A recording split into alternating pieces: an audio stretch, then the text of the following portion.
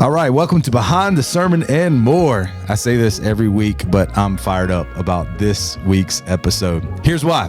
I've got my friend on here. He's also serving on staff with us. His name is Cole. And Cole, I see the hat you're wearing today, man. I got a question. I went to bed last night, so he's wearing Carolina Hurricanes hat. I went to bed last night, and they had come back, and they tied it up. They're in overtime or whatever you call it in hockey. Did we win? We did win. Let's go, dude. Double overtime. Sebastian Aho on the power play wins the series. Love it. Come on, man. So true story. Zane and I, he was outside in the porch doing some homework, and I'd looked up at the TV. We were losing 3-0. Yeah. I think we just started second period. Yeah. And I talked to Zane. I look in through the window from the porch and see the TV. I was like, bro, it's 2-3. And then I look back and I was like, yo, it's 3-3. Yeah. And then they scored almost immediately after that. It was 4-3. And then I guess we had scored and I kind of fell asleep, man. Yeah. That's that. Every conversation I've had today is like, they were like, oh, I was too tired to go to bed. I was like, I feel that, but I was staying up. We were in it. We watched like half the game at Life Group, so it was a lot of fun. Come on, man. That's awesome. Well, hey, Cole, for the listeners, man, who may not know you, tell us who you are. Who's Cole? Yeah, well, my name is Cole. I serve on staff as a kids ministry associate, so helping oversee our kids ministry alongside our next gen team, specifically Pastor Tyler, Brittany, our preschool director, Melanie, and then Callie and Nicholas help out from time to time as well. Love working with the next gen team, getting to serve the families of our church. Nice, dude. Nice. Well, you're doing a great job with that, man. I appreciate it. I know I have 2 daughters who you work directly with, and they love to hear you teach. I actually told when Pastor Jared was our kids pastor, I used to tell him, hey, bro, they like Cole better. They like to listen to Cole better. And I just love to do that, man. He needed to be brought down a notch. You know what I mean? Yeah. That was the vibe I got working with him. No, I'm just playing. He's super humble. He's a great brother. Yeah, he is. Awesome, man. So, tell us a little bit about your wife, man. You were married a year and a half ago. Tell us a little bit about that. Yeah, just under a year and a half. So my wife's name is Grace. She's loved my life. I love her so much. We actually, I think you know this, Pastor Zeb. Yeah. We were in the same preschool class here at Apex Baptist. Wow. I guess 20-something years ago. Wow. And then I had moved down to Fuquay, was at a church there for a while. Mm-hmm. So we really didn't get to know each other until like our latter years in high school. Okay. Started dating our junior year of high school, dated through college, got engaged junior year, like right before junior year of college. Yeah. And we finished school, and then like 10 days later, we went to Liberty University, by the way. Go Flames. Go Flames. That's right. It wasn't really a ring by spring situation. I did it like in the summer, but still got engaged. So she still said yes. It was all good. There you go. But yeah, we got married, like finished our exams 10 days later, walked the aisle. So it was a crazy like 2 weeks, but yeah, and it's been a blast. I remember that, man. I know it was chaos for you, but the wedding was beautiful. It seemed really chill. It was, it was chill. It was freezing outside. But it was like a really chill, man, nice wedding, just cool environment. And that's what we were going for. It's God-centered, man. It was really, really a special time. So proud of you guys. So did Grace go to the same high school as you? No, actually. So I'm a graduate of Cary Christian, so go Knights. Go Knights. And she went to Apex Friendship, so go Patriots. Yeah. Sorry, Apex High. the other places. So yeah, the main time we would hang out in high school was at church on Wednesday nights. Yeah. Some Sunday mornings, but mainly Wednesday nights. We'd hang out and go to Chick-fil-A afterwards. Yes, man. And that's a lot of the early fondest memories I have of our relationship is getting to do that. And then eventually, like as time went on, get to hang out with her family more, and she hang out with my family. Yeah. It's awesome, dude. Well, we're going to talk more about marriage in just a little bit. Okay. So that's why I have Cole on this podcast. Is I told him, I was like, man, with your wealth of experience being married almost a year and a half, man, we just want to hear from you. But seriously, man, what your perspective? I think, often we hear from people who are seasoned in marriage. And that's great. You need to learn from your elders. You need to learn from, like, it's really critical. We read about that in Titus, and man, you would be unwise if you didn't look at people who have done it well and represented it well. But sometimes we just need to hear from the folks that are just getting going. Like, we want to know your perspective, man. Yeah. Like, what are you seeing so far? What are you facing? Joys, difficulties, challenges, all the things. We'll get to that in just a little bit. The reason why we're going to talk about marriage is because we're walking through the book of Ephesians on Sunday morning. It's been a lot of fun. And this past Sunday, we were in Ephesians 5:22-33. And in that text, it deals with husbands and wives. And it also talks about the foundation of marriage. And so I'm going to ask you some questions about that in a moment. But I've got a few important questions before we dive into that. Are you ready for these? Oh, I'm ready. All right, dude. Favorite food? Favorite food. Okay. So you ask any kid in our kids ministry, they know my order, but chicken sandwiches. Chicken sandwich? I love a good chicken sandwich. Okay. I love Chick-fil-A's chicken sandwiches. Yes, you do. I love a good spicy sandwich. You go for the spicy. I go for the spicy. I Okay. take off the pickles and I add pepper jack cheese. Okay. I think that is the best way to do it. Even more spicy than Yeah. okay. It's super spicy. So you just not like pickles? Like it's a they're no-go? okay. On the like the regular sandwiches, I'll like leave them on there, or I'll have them in there, take them off, so I have the taste but not the texture of the pickles. Okay. That's Gotcha. what it is for me. I grew up super picky, but because I'm married, thankfully Grace has like expanded my palate a little bit, so it's been fun. Hey man, so that's what is that? If it's the OG chicken sandwich, that's a number one. Yes, right? sir. That's the number one. So what are you drinking with that? Dr. Pepper. Dr. That is Pepper. like that. Okay. If I'm having food, like I want like Dr. Pepper or sweet tea, but I'm in a huge like Dr. Pepper phase right now. Do you large size your meal? I mean, if I'm feeling like it, yeah. But sometimes the budget's tight. Dude, I get it. I feel that, especially married a year and a half. I get that. Yeah, man. Chick-fil-A is probably my favorite. I know you've worked there bivocationally for a while, and you've seen me there, right? That's right. The other day, dude, I love Chick-fil-A. Man. I love Chick-fil-A. I feel like I have. Honestly, man, like the Apex Chick-fil-A, there was a time that I feel like I was helping to keep it in business, man. Like between our family of 5, dude, like, man, and my wife, so she had a job where she could order, different things and for her workplace, and often they'd want Chick-fil-A, and she would get so many points, dude. Oh yeah. So like then we had those moments where like, man, like it's free. all free. It's free. So it's already spent the money. Yeah, that's right. All right. So, hey, do you have, and it doesn't have to be a spiritual book. It can be, certainly it can be spiritual, but do you have an all-time favorite book? Anything by Nicholas Sparks. No, I'm just playing. I'm just playing. Dude, we were about to get into it, dude. I'm just I was playing. going to tell you about all my favorites. The only experience I have with him is watching The Notebook. Fun stories. Okay. So I have watched The Notebook a long time ago. My mom loved the movie, so she wanted to show it to me, and it made me cry as a kid. Grace had never seen it, and then we watched it in college, and I was like purposefully like not telling her what was going to happen because I knew she'd want to turn it off. I was like, no, it's a good movie. So she's like, you got to stick through it. And then she got mad at me at the end of the movie because she was like, Cole, that was like the saddest thing I've ever watched. I was like, but it was so beautiful. Yeah, dude. So no, but seriously, favorite book. I'm not a huge reader. I'd like to expand that. And if it's mainly spiritual books that I read. Sure. I think like in middle school, I loved reading like Lord of the Rings. Okay. But if I had to go with something more modern in terms of like a spiritual book, I really enjoyed reading The Ruthless Elimination of Hurry by John Mark Comer. I found that to be very helpful in college and like trying to slow down and not be as busy. Like still do. Do you need that book in college? No, I just read it for fun. I didn't need it for a class. No, I mean, do you think college students need that book? Oh yeah, for sure. I think because you have a interesting schedule. Like you can kind of almost make your own schedule. And I think a lot of people forget about the Sabbath and they don't honor it and keep it holy. And that book talks a lot about that. And so I started implementing that, and I'm not perfect at keeping the Sabbath, but trying to be, No, that's good, man. That's good. I've not read the book. I've heard a lot. I've heard a lot of that book. You read it, and then I'll read a Nicholas Sparks book. Dude, so Nicholas Sparks, they're few and far between for me, to be completely honest, but I've read quite a few of them over the years. And when I typically read a Nicholas Sparks book, it's because I've read so much theology, and also like I like a lot of history stuff. So I may grab something that deals with history. I've read so much of that I almost need just like this crazy book that Nicholas Sparks puts out to just take my brain somewhere. So like before I go to bed, I may read some because it's just like I don't have to think about what I'm reading. I'm just reading it, And it's something good for my brain. So John Mark Comer may actually say in Ruthless Elimination of Hurry, like, hey, this might be a really good thing to like slow your brain down. I don't know if he'd say that or not, but it's Probably said something like that. It's one of those things, man. I'm sure It's he'd like, agree. it's a good little checkout for me. Yeah.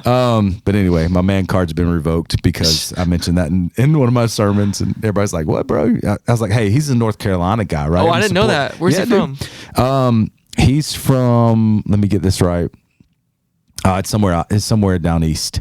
Down east. Like I think most of his novels are the setting is like the beach somewhere. Sick. Like, so he's like close to Nothing like a North Carolina beach. Yeah, dude. Yeah. So it's not like Wilmington, but a small town similar to that. Gotcha. I can't remember the name of it, but he currently lives there. I mean, that's wow. He was born and raised and lives there. That's awesome. So anyway, I like how you know so much about. I know Nicholas a lot Sparks. about Nicholas Sparks. Unfortunately, okay, yeah. Let's move on. All right, so that's cool, man. So favorite movie of all time? Do you have a favorite movie? Oh gosh, there are so many.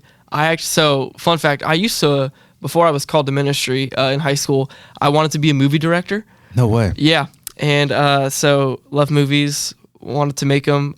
I took 2 years of Greek in high school, and at the end of each year we had to make a movie in Greek, and I made 2 Batman movies like in Greek. In Greek. Well, the first one was in Greek. The second one, I wrote it the summer before, not intending to make it for the class, and then my buddy who played Batman was like, "Hey man, excited to make our Batman movie," and it was like that was around the time the project was the school project was happening. I was like, "Oh, I didn't think we were doing that for school, but cool."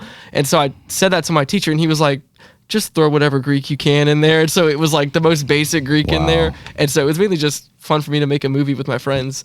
So yeah, that's so cool. Yeah, so I love superhero movies. Okay. Couple of like top ones for me would be The Dark Knight. I love The Dark Knight. Okay. I love Avengers Infinity War. Yeah. That's a really good one. And I would say I'm probably get a lot of hate for this from people who like really like movies and superheroes, but Batman v Superman: Dawn of Justice was very good in my opinion. Okay. A lot of people disagree with me on that. I got into a lot of fights about that in high school. Awesome. But I still defend that movie to this day. That's great, man. I have no idea what you're talking about, but I figured. I know like several of our staff, they're super into it. Oh, I think about Jared, Pastor Jared, Jared's Pastor a big Sean. Batman guy. Yeah, Pastor Kevin. I think all of you like know a lot about that. It's cool, man. That's awesome. Hey, so quick side question.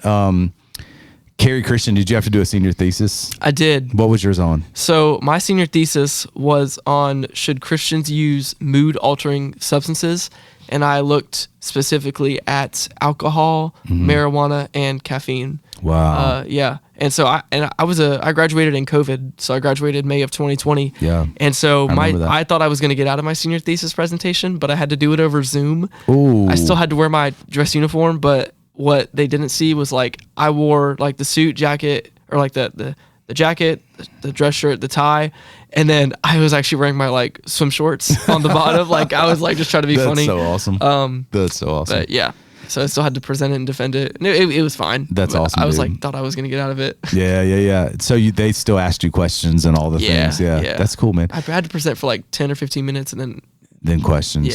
like 5 minutes of Hey, questions. so I don't want to get too deep into this because we have other things we want to talk about. But so caffeine, marijuana, and alcohol. Yeah. What was your conclusion? So it was different for all three. Okay.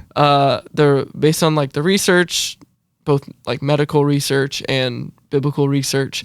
Alcohol, and I think you've probably even said this from stage, but like not a sin to drink alcohol, sin to be drunk. Yeah. And like your heart behind that is truly what matters. Marijuana, I said was probably not wise, and in terms of a lot of people will say it's good for medicinal use, but the research at the time that I had found it was like you could use it for medical, but there were better options out there. And then caffeine was like I kind of just needed something to fill the pages with, and I was like, caffeine's fine. Like it's not a big deal. Like if you're dependent on it, again, not great. Sure. Because I mean, I'm a big coffee drinker now, thanks to Grace. So, well, that's my last question. That's why I was I was curious about the caffeine thing. Yeah. Because you're right, man. Anything can be in excess, can be troublesome, right? Totally. So I mean, think about sugar, think about whatever. So you're a coffee drinker. Yes. You already answered that question. Yes. How do you drink your coffee? How old are you? 23. As a 23-year-old man, how do you drink your coffee? So I will usually do. My standard order is like a vanilla iced latte with oat milk. Okay. I make them at home too. We have an espresso machine and a grinder. Okay. So we make it at home. Let's go. Yeah. the ones I make are pretty good. Grace's are even better, and I try to make Grace's, and like occasionally they're pretty good. Okay, so that's awesome. That's man. a win whenever I can make a good latte in her book. So that's exactly my wife's order. It's like Really? sugar-free vanilla. I love it. Oat milk. Yeah. And that's her. Dude, oat milk is not my thing. Really? I think it tastes so bad. It wasn't my thing until we actually had we had a meeting with Jared. Because for those who don't know, Jared actually officiated Grace and I's wedding. Yeah. So we had a meeting like 2 months before about like what he was gonna say and everything. And at the time, I was doing whole milk with my order. Right. But we went to Mission Market in downtown Apex. Shout out to Mission Market. And they didn't have whole milk that day, which I was like, that's crazy. How do you not have whole milk? Yeah. And they were like Grace was like, you have to get oat milk. And I was like, okay, fine. And I had it and I was like, oh my gosh, this is so good. I was like, you liked it. It was like richer. I don't know, like that was just the only way I dude. could explain it. And so I haven't gone back since. Yeah, I don't know how you get milk from oats anyway. I don't know. I don't know how any of it works. I just press a bunch of buttons. That's why I'm a fan of cow milk. You know what I mean? But no, that's awesome, dude. Yeah. That's awesome. Hey, that's great, dude. I love hearing all of that. And as I think about, you know, your relationship with Grace and kind of how the Lord has ordained that, right? Like going way back to preschool. Yeah. I mean, that's not everyone's story, but that's your story. That's Grace's story. And it's really cool just to have watched like how the Lord has raised both of you and how he's united both of you in the covenant, under the covenant of God, and how he's using you today as a married couple. So as you and Grace sit under the teaching, in particular this past Sunday, Ephesians 5, 22 through 33. You're sitting there, you're listening, you're kind of walking through. There's exhortation to husbands, there's exhortation to wives, there's kind of a overview of what constitutes biblical marriage and the mystery of marriage and that kind of thing. What are some takeaways you had, man? Yeah. Talk about that. Well, I told you this in the Chick-fil-A drive-thru on Monday, but I think that's one of my favorite sermons that I've ever heard. Just as a believer, as a husband, and as someone who is extremely interested in preaching, and like the art behind preaching and the study of it, I thought you did an amazing job. Thank you. I don't know, it was the Lord through you. But yeah, I liked how you kind of out of the gate you kind of said marriage is not ultimate. Christ is ultimate. That's right. And marriage is a picture of Christ's relationship with the church.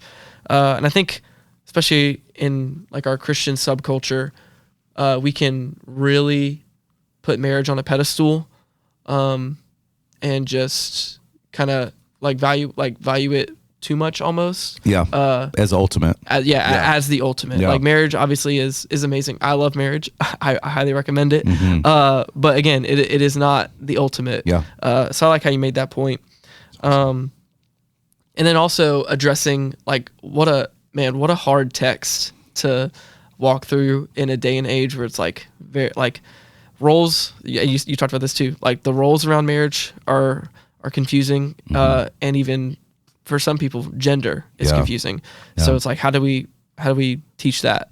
And so just talking about how like there has been hurt with a lot of people, especially towards like wives and women, of how that text is misused a lot of times. Yeah. Pointing out hey, this is like wives submit to their own husbands. This doesn't mean that wives submit to all men. This doesn't mean that women submit to all men. This means that wives submit to their own husbands, and that even the idea of submission gets misconstrued a lot too. And you even gave like a call to repentance for men and like husbands who misuse that. That's right. So yeah, that's awesome, man. Yeah, I love to think about. Thank you for that feedback, man. I appreciate the compliment. Super kind of you.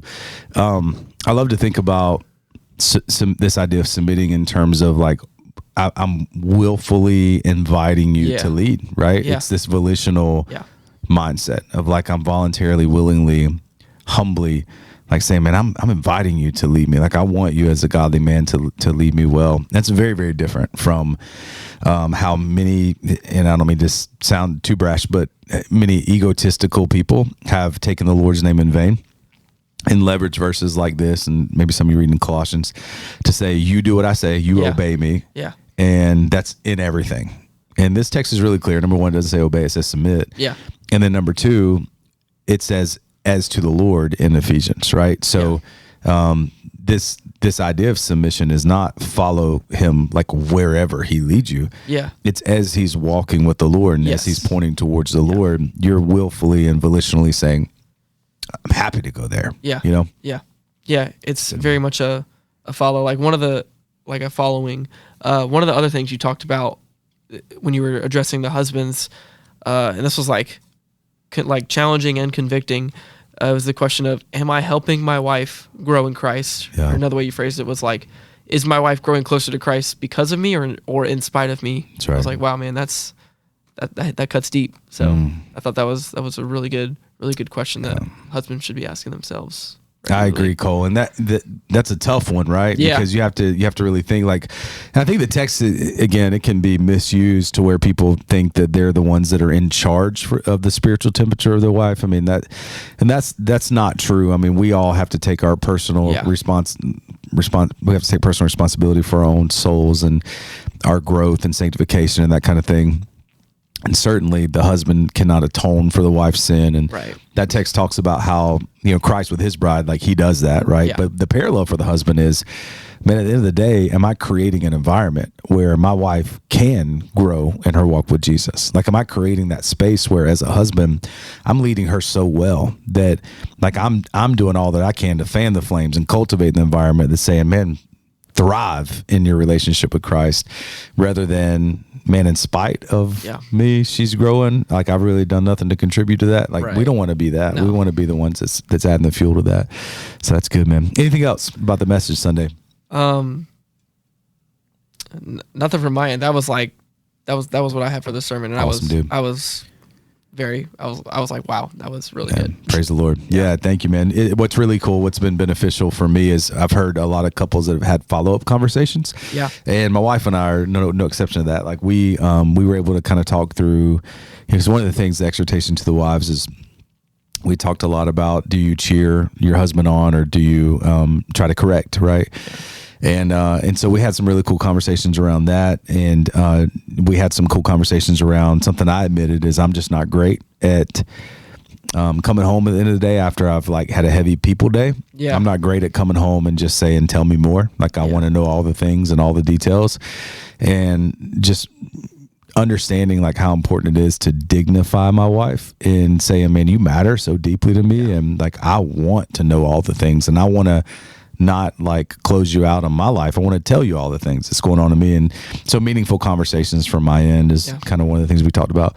My wife is so kind. I don't feel like she corrects me. I feel like she's a huge cheerleader of mine, but that was one for her to say like, hey, I feel like I can be that way. I feel like I can be someone that's always trying to correct and fix and, not do enough of the admiration. I'm like, man, I feel like you're so great at that. If you uptick that, I'd probably feel weird about it, but the conversations have just been really helpful across the board. So praise God for that. Yeah. I think that was, not that you said that did spark my memory. That was another thing I really liked too, was the, you, like you said, you get home and you're peopled out. Yeah. For me, I love people. I'm a huge people person. Sure. If you see me not in my office, that's probably because I'm standing in like your door or Jared's door or whoever's door talking to them. But when I come home, or whether it's a Chick-fil-A day where I'm taking orders all day and handing out food all day, talking to people, I get tired still. But I go home and I see Grace, and I have to make that conscious decision to be like, hey, Cole's really tired right now, but Grace is number one. So she should get like the attention. She should get the energy more so than like the church people or the Chick-fil-A guests. No, it's fair, dude. Yeah. That's right. Yeah. That's right on. And it's hard sometimes. I heard someone say this a long time ago. They said, it's funny how the people that mean the most to you, sometimes they're the ones that get your leftovers first, right? So it's not that you give what's left over to the people who, are not like number one on your priority list. Like you're giving that to the people who are your number ones. And it's a difficult thing. It's like you can be kinder to a stranger sometimes than you are the person you love the most. And it's not that we should ever be unkind or intentionally give leftovers to strangers. It's just a matter of like perspective of, man, am I like treating a person I don't know differently than the person that I know the best? And why? So why am I doing that? Just kind of some good opportunities for us to self-evaluate and to kind of take inventory of our own heart. Yeah. And convicting, yes, but in a good way. Yeah, right? exactly. For sure. Awesome, man. Well, you've been married a year and a half. Yep. All right. What are some challenges, man?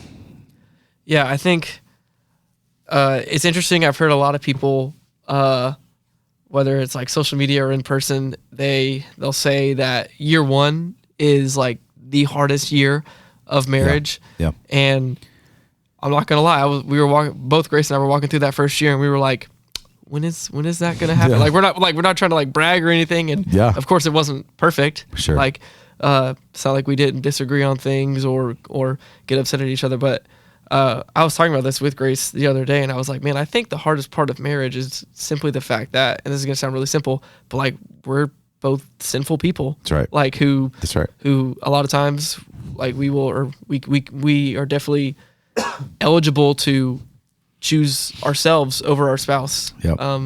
In sin and doing that. So I think that's a challenge, just fighting your flesh daily. Yeah. Yeah. Something I spoke to the husbands on Sunday is like, hey, we can all think of like things we should do to better love our spouse, but what are the 3 to 5 things that you need to stop doing, right? Yeah. And that's that whole mindset of like dying to self, right? It's that whole concept of like, hey, man, evaluate your life as you take inventory of your heart and your life. What are some things that, because of our sinfulness and fleshliness of like wanting to just do the things that we want to do, that we're actually doing that are taking away from our marriage? And so I love to think of it that way, man. What are some things I need to give up to better love my wife? So so hey, man, thinking about some of those challenges. I mean, the statistic I recently read was like 8 years is like if you make it past 8 years, you're doing pretty well. Like the statistics drop significantly in terms of separation.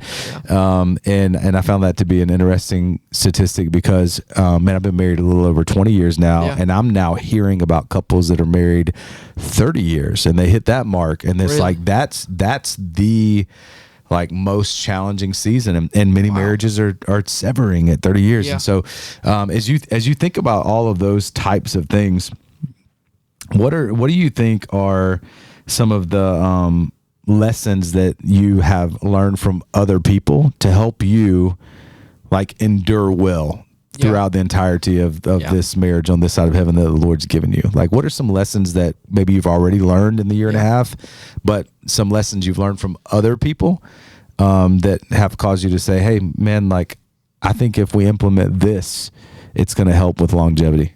Yeah. I think trying your best to go out on dates. Like I talk to a lot of couples and they'll say like, man, we don't know the last time that we had a date. And I recognize that like Grace and I we don't have kids, we're not parents. Sure. So, I can only know so much how busy the life is of a parent. But it is crucial to get that one-on-one time with your spouse, whether that's simply just a walk in the neighborhood, or a coffee date. Grace and I love to do both of those. We'll go to a park and run or walk together, and that's a lot of times where we have our best chats, and like same with like coffee dates and stuff like that. It's just a way to slow down and check in on each other. I love that. Yeah. I love that, man. Yeah. Man, I can't say it enough. Date your wife, right? Yeah, date your wife. Yeah. And I think I even said it Sunday, like, man, the husband bears the responsibility, I think, for planning some of those things. And certainly the wife will do that too. But like just bearing the responsibility of putting it on your calendar. Yeah. I had someone say this to me years ago. They said, listen, the things that matter to you calendar. Yeah. And so if date night is important to you, then you should have it on your calendar, because that means, hey, if somebody asks you to do something during that block of time, your answer is no. Yeah, I'm booked. Because I got an appointment, man. Yeah. And that appointment's with your spouse. Yeah. You actually told me that. We got lunch last year, and you told me that. You told me that same thing. Come on, man. Yeah. That's awesome, dude. Well, I love to hear that you guys are doing that. That's awesome. All right, good deal, man. Well, what about some goals maybe you have as a husband, man? What are some aspirational things for you? Yeah. I mean, definitely keeping up with those dates is that I think they're like, this is very generalized, but I think men can drift towards like laziness. And I know that I feel that way for me, especially. And so I can kind of recognize that like, man, if I don't plan a date, like it's going to fall through the cracks, and we're going to go 2-3 weeks and we we might not have a date, and that's gonna show in like our conversations and in our attitudes, like the lack of time, especially like for Grace, her love language is quality time. Okay. Whereas like that's not mine, so that's not going to be the first thing on my mind. Whereas for her, that's like she's like, man, I just want to be with Cole. Yeah. Like, in between me working a lot of hours, her working a lot of hours, we want that time together. Yeah. But it doesn't always like show in my actions. Yeah. So trying to improve on that. This is just in general, but especially with Grace, I would like to be on my phone less. Yeah. I'm trying to game plan that. I'd like to be on my phone less, be less distracted. Not like when I'm around her. So that's a really good goal, man. Yeah. So I don't know what the data is on this anymore because time, in time, things like this change. Money's always been like a number one for like reason for divorce. Yeah. For years and years and years. There was a time that the social media, kind of the accessibility of all that with your phone, particularly, was a close second, maybe even challenge number one with money in terms of the cause for divorce. So I think it's important to realize that, man, our phone is an amoral thing, right? It can be used for good or for bad, just like with a lot of things. So money, amoral. Money can be used for good. It can be used for bad. I read a book called Reset. I think it was in Reset from David Murray. And I think this was the book that talked about just the principle of sometime during the evening, charging your phone in a different room and leaving it there throughout the entirety of the night. Yeah. This was a pastor that was talking about this. In my mind, I'm like, well, what if it's an emergency? What if like, right, yeah. And then he answers it. He's like, well, God is sovereign. Yeah. The world spins and it's going to be spinning when you wake up. Yeah. And whatever that emergency is will be there when you wake up. Yeah. And it's just really important to make sure for your own soul, like your mind turns off, that you number one, you get the rest that you need. There's like you need restorative slumber. It can't just be like going to sleep. Like you need restorative slumber, but also everything you're talking about, it gives you that quality. Like if this is Grace's love language, it gives you that intentional quality time to say, you know what, I'm not going to have this duplicitous like mind frame of half listening and half like wondering or checking my phone. Yeah. That's one of the things that like Comer will talk about in the Ruthless Elimination of Hurry and his other work. He'll talk about how what he likes to do. Him and his whole family, they'll put their phones like in a box at like 6 or something like that. And he's like, and a lot of you say, well, I use my phone for my alarm clock. Well, buy an alarm clock. They still exist. They do still exist. And the only reason I haven't is because I'm afraid that like, or like move your alarm clock, or this is for like waking up early, which I also struggle to do. But like putting it on the other side of the room, and I'm like, look, I'm not deaf, but I feel like it. So I'm worried that I wouldn't hear it. Yeah. And I'd have the same problem, but oversleep anyway. But yeah, that'd be a nice challenge too, to like put my phone away, maybe at like 8 or 7 or something like that. Just like, and Grace do the same. Yeah. It's hard, man. I'd be hypocritical if I said that I did that all the time, but after reading that book, I did implement it. And so it's not an everyday thing for me. Right. Just to be completely truthful, but there have been many nights where I've like intentionally charged my phone in a different room. There's something really peaceful about it. Because even if you happen to wake up in the middle of the night, or let's say you wake up in the morning, sometimes our first response is to grab the phone. Has anybody texted me? Is there anything going on? Let me check my email. Like all the things. Did the Canes win? Did the Canes win? Yeah. I mean, it's just a natural thing. Well, when it's out of reach and you have to go downstairs, you have to like, your brain's just not there. You're thinking about like, man, like first thought, let me just spend some time with Jesus in prayer before I even roll out of bed. Yeah. Like, Lord bless the day, like all, whatever. So yeah, man, I think it's a really good lesson, man. And there's obviously some really good books out there. Tim Keller has this book called Love and Respect. That's so gold, man. It's so good. There's lots of really good marriage books, but just learning principles that have proven true, biblical principles that are, solid. If we just implement them, that helps so much with making sure that you're living in a healthy marriage. One thing I didn't say Sunday that I say in other messages that I preach is we have to fight for our marriages, not in our marriages. Yeah, that's good. You're going to squabble. You're going to have, you have sinner, live together, figure it out. Like, hey, good luck. You're going to struggle. But if you choose to fight ahead of time, you already make it a rule. You choose to fight for your marriage instead of in your marriage. Well, now you're fighting fair, and you're fighting differently, because it's not I'm yelling, you're yelling. It's producing zero. It's hey, like, I'm bothered by this, but I want to fight for our marriage, and so can I just communicate this to you, and I want to try to understand you. It's totally different, man. Totally different. So yeah, that's good, man. Well, hey, there's lots of young men that desire to be married. I know some are dating. We talked about this before we started recording. Some are dating and possibly considering purchasing the ring, but they're like nervous, man. How am I going to pay for it? How am I going to, like, am I too young? All the things. And then you have people who aren't even dating yet, but they're like, man, I want to be married. Yeah. And this is something that I desire, but I'm just a little nervous about even thinking of that huge step. You're a young man. You got married at what, 22? We were 21, just about to turn 22. Almost 22, 21 years old. You're married. Like, what would you say to these young men and women who are kind of considering taking that next step? They're just nervous about it. Yeah. I mean, as far as like logistics go, finances, like, I get it. Like, it's tough. It's expensive. Wow, I can't talk today. It is expensive to live, especially in our area. I feel like, and number one, trust the Lord with your finances. Yeah. And a part of that is being good stewards of what He's given you.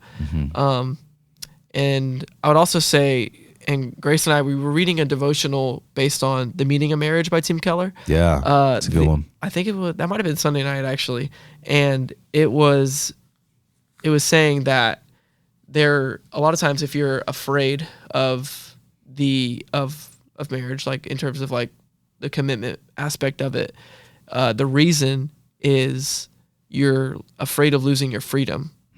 Whereas Grace and I were talking about it, we were like, well, really, we feel a lot of freedom in marriage. Yeah. We feel the freedom of, like, because you think of what most humans want. They want love and security. And I think, well, other than Jesus, marriage is a great place to find that, because when you are committed, because marriage is designed to last till you die. Death do you part. Yeah. We always say divorce is, like, we don't even say the word. That's right. Like, we don't say the D word. Yeah. And so it's supposed to be built to last. And so when you have that love and security, like, you're not worried about that, the commitment anymore. And so I would say that, and I think I get it. I understand the fear of commitment, because our culture, and I feel like especially my generation, is very, I don't want to say wishy-washy, but I do want to say, like, there is a fear of commitment, and you see that in, like, how we've distanced ourselves from a lot of in-person stuff, and when we can do stuff online, we do. Yeah. Which, like, there's a time and a place for that, and it can be a good thing. Like, even like church online. Like, I think it's good. Like, when I would be at Liberty, I'd want to keep up with what Apex was doing. Sure. But I tried my hardest and I wasn't perfect at it, but like to plug in locally so that I could be in person. That's right. So I think there's the reason for a lot of fear of commitment. Yeah. But for the young men or young women out there, like, desiring marriage, whether you're in a relationship or not, there's a lot of freedom in marriage, and there's freedom to be, like, who God has made you to be. Yeah. Like I'm not afraid that Grace is going to judge me for, like, being me. Like, Yeah. So yeah, I'd say that. I love that, dude. I love that. And man, I'm proud of you and Grace both. I mean, it's really cool to have watched, and I know this journey's just getting going, but just to watch how the Lord's grown you even in this year and a half. Yep. And man, I know Grace is such a gift, right? Amen. And Amen. Yes, right. Like, I mean, Grace is a gift, but the Lord's just been really kind in allowing you and her to unite. And I just believe God for big things in and through your life. Those things are already happening. I just believe that even more is going to take place. I'm grateful for that. Well, hey, Cole, I know we're nearing the end here, but is there anything that you didn't say that you wish you would say? Would have said? I guess I just want to ask you, as someone in ministry, like, and I know you talked a lot about this a little bit with, like, calendaring what matters to you. Sure. But as someone who's really busy, and this even applies to people who aren't in ministry, because people in ministry are not the only people who are busy. That's right. How do you, like, what are the ways that you fight to have, like, family time? Yeah. Like, whether that's just with Dana but also with Dana and the kids or just the kids?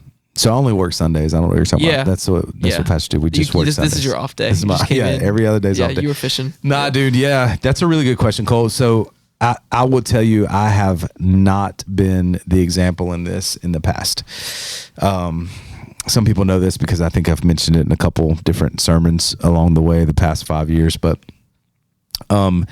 in Florida, I pastored there 15 years, and there's different cultures everywhere you go, and kind of the church culture where I was, and this is no shade on them, it's not their fault, but the church culture was, if you were one of my pastors or one of my deacons and you went to visit Sister Susie in the hospital that just had surgery, or Brother Tom in the hospital who just had a heart issue, when they came back to me, they would say, no one visited me. And here's why: because the lead pastor did not go see them. Yeah. So that said, again, totally my fault. I'm not blame shifting to the church, but I did all the visitation. I did all the funerals, all the weddings, counseling. I preached 3 services on Sunday morning, preached a different sermon Sunday night, different sermon Wednesday night. Wow. Led all the committee meetings, deacons, blah, blah, blah. Ooh, so man. I was gone, right? Yeah. A lot. And when Apex reached out, so the church we were at here, when they reached out to me about potentially becoming their pastor, it's kind of it was without a doubt like a God orchestrated thing. I'll tell you why. I didn't even know that they had my information. They contacted me. I was very dismissive because we had just built a home. It's our first home we'd ever lived in. That was ours. And we just built the home. I'd bought like a little 6 acre plot. We were just setting up roots to do life forever. And I went home and I told my wife about Apex reaching out, and she started crying. And I was like, why are you crying? I don't understand. Like, what happened? And she went on to tell me, and I didn't know this, that she'd been praying because my time with her and with the kids was so limited. And she's like, our son, especially at the time, who was the oldest, was just asking where I was. I didn't know, man. I didn't know any of that.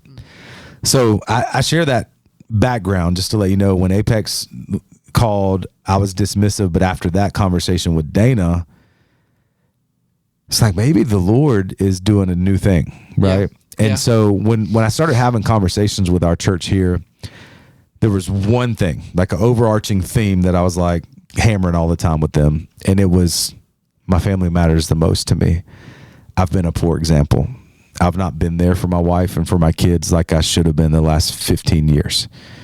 And I need that to change. Can you tell me what the rhythms look like for the lead pastor at Apex? Well, they were super helpful, man, because they heard me when I was saying this. And as we kind of went through the process more and they were honed in on me for being the pastor, they felt like the Lord was leading them to me. The thing that they said to me is, you'll probably work harder here than you have anywhere else, but your time will be protected. And we make a commitment to you right now that your time will be protected. That's awesome. It's so awesome. I love that. And so I think, Cole, to answer your question, this is a long answer, but I think to answer your question, I had to prioritize it. Number one, I had to make known to my future workplace at that time that this is a non-negotiable for me. Because even if I were to stay, it was still a non-negotiable. I was either going to have to get a different job or the church was going to have to change completely. Yeah. It was a non-negotiable. I was staking the ground, making a decision, saying no more. Yeah. So, Cole, what I'm saying to you is you're going to have to leave enough margin for emergencies to happen, such as life. You know, you're going to get the call, or tragic accident, if you're a pastor. Yeah. Tragic thing here, you know, some other decision needs to be made. Like, those things are going to happen, but they shouldn't happen every day. In no one's real life do they happen every day. Yeah. But sometimes we can feel like everyone's emergencies are emergency. Yeah. You have to be able to discern what constitutes like your time in that moment. It doesn't mean somebody's more important than someone else. It just means you're protecting your family unit first. So I had to make that decision. I had to set my calendar around that. And we had a supper table conversation recently with our kids, and we asked the question, what's your favorite part about being at Apex? And everyone said time with Dad. That's awesome. And my wife said time with you as your wife. So again, long answer, but I think you have to prioritize it. I think you have to move whatever mountains need to be moved. Yeah. To to make sure environmentally Yeah. you're given the time that you need to give. Yeah. It's never going to be perfect. You're going to have those times, right? Seasons where you're going to be pulled away, but it shouldn't be perpetual. Yeah. It shouldn't be habitual. Yeah. Does that make sense? Yeah, it does. All right. And I really love how, like, a part of that story was Dana being, like, vulnerable Yeah. with you and share what had been on her heart. Yeah. I think that echoes back to what you said on Sunday about, hey, like, it's not just Zeb leading. Like, right. it is Zeb leading, and it's Dana submitting to Zeb, but Zeb is inviting Dana into the decision making, and, like, Yes. you're not the only parent. Like, Dana's there too, and like, you both instill wisdom into your kids, and you disciple them. That's right. And so that's just awesome to, like, invite her into that, because it could have been really easy to be like, well, I don't feel that, so no. Yeah, but, like, that's right. But the Holy Spirit, I could speak to this. Like, the Holy Spirit uses grace a lot in my life. Like, I say that marriage is one of the biggest tools of sanctification, at least in my life. Like, the Holy Spirit speaks through grace a lot, for sure. Absolutely, man. Yeah, that's a great point, dude. Yeah, I think you have to willingly draw your spouse in and say, I value what you have to say. Like, not only do I need it. I need to hear from absolutely. you. Absolutely. So, I think that's important, man. So, dude, thanks for that question. I appreciate you, man. Proud of you. Like I said, proud of you and Grace. Thankful for what you're doing here at Apex Baptist. Thank you. We love you. And thanks for being on. Thank you. Thanks for having me. Yeah, man. God bless you guys.